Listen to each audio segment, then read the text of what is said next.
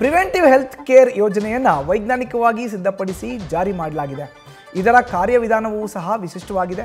ಕಾರ್ಮಿಕರ ಲಭ್ಯತೆ, ಅವರಿಗೆ ಆರೋಗ್ಯದ ಮೇಲೆ ಇರುವಂಥ ಅರಿವು, ಎಂತಹ ಕಾಯಿಲೆಗಳು ಅವರನ್ನು ಕಾಡುತ್ತೆ ಎಂಬ ಹಲವಾರು ಅಂಶಗಳನ್ನು ಗಮನದಲ್ಲಿ ಇಟ್ಕೊಂಡು ಅನುಷ್ಠಾನ ಮಾಡಲಾಗಿದೆ. ಹಾಗಾದರೆ ಈ ಯೋಜನೆಯ ಬಗ್ಗೆ ಕಾರ್ಮಿಕರಿಗೆ ತಿಳಿಸಲು ಕಾರ್ಮಿಕ ಇಲಾಖೆಗೆ ಯಾವ ಕಾರ್ಯವಿಧಾನ ಅನುಸರಿಸುತ್ತೆ ಎಂಬುದನ್ನು ಮೊದಲಿಗೆ ನೋಡೋಣ.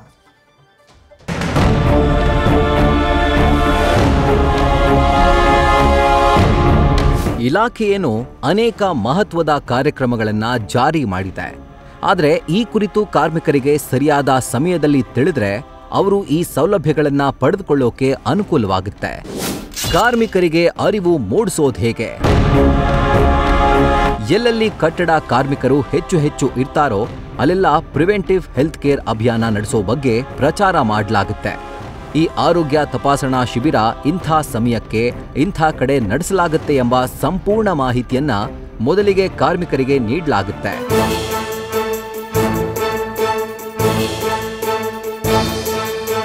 ನಿಮ್ಮ ಸೂಕ್ತ ದಾಖಲಾತಿಗಳೊಂದಿಗೆ ಈ ಆರೋಗ್ಯ ತಪಾಸಣಾ ಶಿಬಿರಕ್ಕೆ ಬನ್ನಿ ಎಂದು ಕಾರ್ಮಿಕರಿಗೆ ತಿಳಿಸಲಾಗುತ್ತೆ.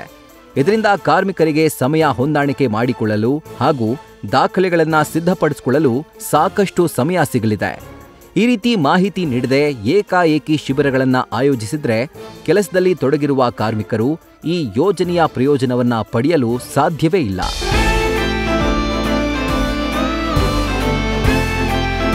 ಕಾರ್ಮಿಕ ಇಲಾಖೆ ಇಂಥ ಮಹತ್ವದ ಯೋಜನೆ ಆರಂಭಿಸಿದಾಗ ಅದನ್ನ ವೈಜ್ಞಾನಿಕ ರೀತಿಯಲ್ಲಿ ಎಲ್ಲಾ ರೀತಿಯಲ್ಲಿ ಕಾರ್ಮಿಕರು ಸದುಪಯೋಗ ಪಡೆದುಕೊಳ್ಳುವಂತೆ ನೋಡಿಕೊಳ್ಳುತ್ತೆ. ಇದರಿಂದಾಗಿಯೇ ಇದರ ಪ್ರಯೋಜನವನ್ನ ಇಂದು ಲಕ್ಷಾಂತರ ಕಾರ್ಮಿಕರು ಪಡೆದುಕೊಳ್ತಿದ್ದಾರೆ.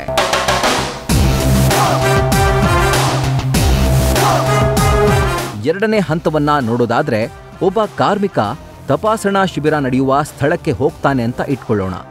ಆರೋಗ್ಯ ತಪಾಸಣೆ ಮಾಡಿಸಲು ಮುಂದಾಗುವ ನೋಂದಾಯಿತ ಕಾರ್ಮಿಕನ ಕಾರ್ಮಿಕ ಕಾರ್ಡ್ ಅನ್ನ ಪಡೆದುಕೊಳ್ಳಲಾಗುತ್ತೆ.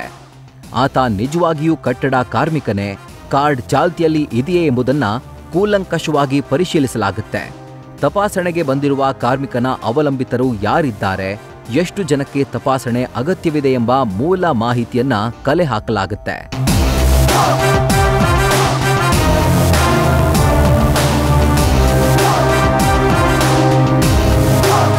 ಇದಾದ ನಂತರ ಕಾರ್ಮಿಕನ ಆಧಾರ್ ಸಂಖ್ಯೆ ಸೀಡ್ ಆಗಿದೆಯೇ ಅನ್ನೋದನ್ನ ಪರಿಶೀಲಿಸಲಾಗುತ್ತೆ.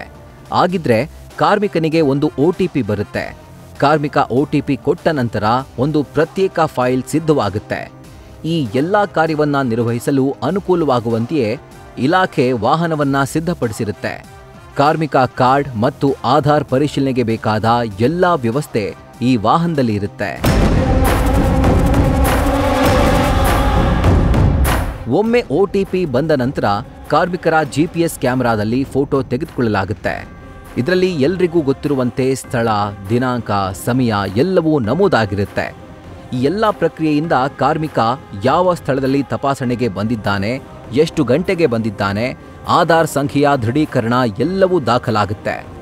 ಎಲ್ಲ ಪ್ರಕ್ರಿಯೆಗಳು ಪಾರದರ್ಶಕವಾಗಿರುತ್ತವೆ. ಇದು ಈ ಯೋಜನೆ ಎಷ್ಟೊಂದು ಸುವ್ಯವಸ್ಥಿತವಾಗಿ ಮತ್ತು ವೈಜ್ಞಾನಿಕವಾಗಿ ಜಾರಿ ಮಾಡಲಾಗುತ್ತೆ ಅನ್ನೋದನ್ನ ತಿಳಿಸುತ್ತೆ.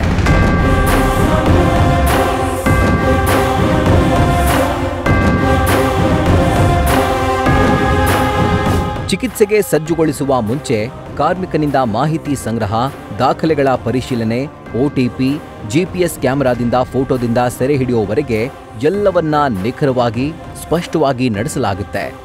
ಈವರೆಗಿನ ಎಲ್ಲಾ ಹಂತಗಳನ್ನ ಸೂಕ್ತವಾಗಿ ಮಾನಿಟರ್ ಮಾಡಲಾಗುತ್ತೆ. ಎಲ್ಲಿಯೂ ಅನರ್ಹ ಕಾರ್ಮಿಕರು, ಕಾರ್ಮಿಕ ಕಾರ್ಡ್ ಇಲ್ಲದವರು ಚಿಕಿತ್ಸೆಗೆ ಒಳಗಾಗುವಂತೆಯೇ ಇಲ್ಲ.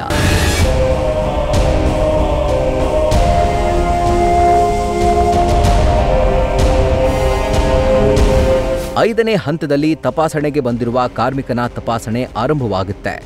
ರಕ್ತದ ಮಾದರಿ ಸಂಗ್ರಹ ಮಾಡಲಾಗುತ್ತೆ. ಲ್ಯಾಬ್ಗೆ ರಕ್ತವನ್ನ ಕಳಿಸಲಾಗುತ್ತೆ. ಇದರ ಪರೀಕ್ಷಾ ಫಲಿತಾಂಶದ ವರದಿಯನ್ನ ಕಾರ್ಮಿಕನಿಗೆ ನೀಡಲಾಗುತ್ತೆ. ಮತ್ತೊಂದು ಕಾಪಿಯನ್ನ ಮಂಡಳಿಗೆ ಕಳಿಸಲಾಗುತ್ತೆ. ಮಂಡಳಿಯಲ್ಲಿ ಇರುವ ಸಮಿತಿಗೆ ತಪಾಸಣೆ ಮಾಡಿದ ಮಾಹಿತಿ ನೀಡಿದ ನಂತರ ಸಮಿತಿಯು ರ್ಯಾಂಡಮ್ ಆಗಿ ಕಾರ್ಮಿಕರಿಗೆ ಕರೆ ಮಾಡಿ ಪರಿಶೀಲನೆ ನಡೆಸುತ್ತಾರೆ.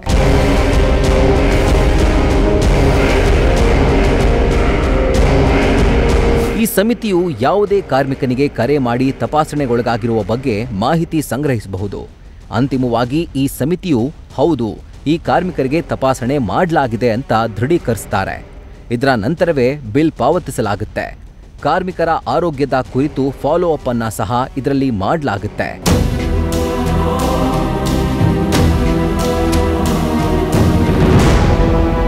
ಇಂಥ ಒಂದು ಯೋಜನೆಯನ್ನ ಜಾರಿ ಮಾಡುವಲ್ಲಿ ಮಹತ್ವದ ಪಾತ್ರ ವಹಿಸಿರುವ ಕಾರ್ಮಿಕ ಸಚಿವ ಸಂತೋಷ್ ಲಾಡ್ ಅವರು ಅದರ ಅನುಷ್ಠಾನ ಮತ್ತು ಕಾರ್ಯನಿರ್ವಹಣೆಯಲ್ಲಿಯೂ ಎಲ್ಲಿಯೂ ಲೋಪ, ಅಕ್ರಮಗಳು ನಡೆಯದಂತೆ ನೋಡಿಕೊಂಡಿದ್ದಾರೆ.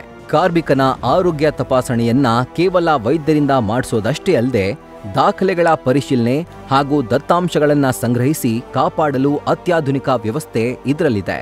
ಇಲ್ಲಿ ಎಲ್ಲಿಯೂ ತಪ್ಪಾಗದಂತೆ ಕಣ್ಣಿಡ್ಲಾಗುತ್ತೆ. ಪ್ರತಿಯೊಂದು ಹಂತಗಳನ್ನ ದೂರದೃಷ್ಟಿಯಿಂದ ನಿರ್ವಹಿಸಲಾಗುತ್ತೆ.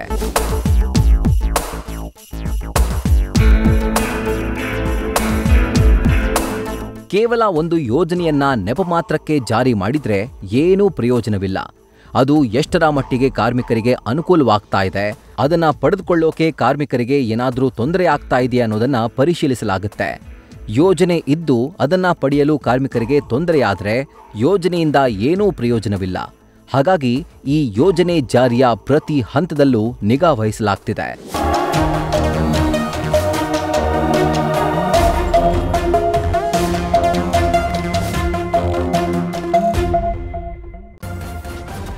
ನ್ಯೂಸ್ ಫಸ್ಟ್, ನಿರ್ಭೀತಿಯಿಂದ ನಿಮ್ಮ ಪರವಾಗಿ.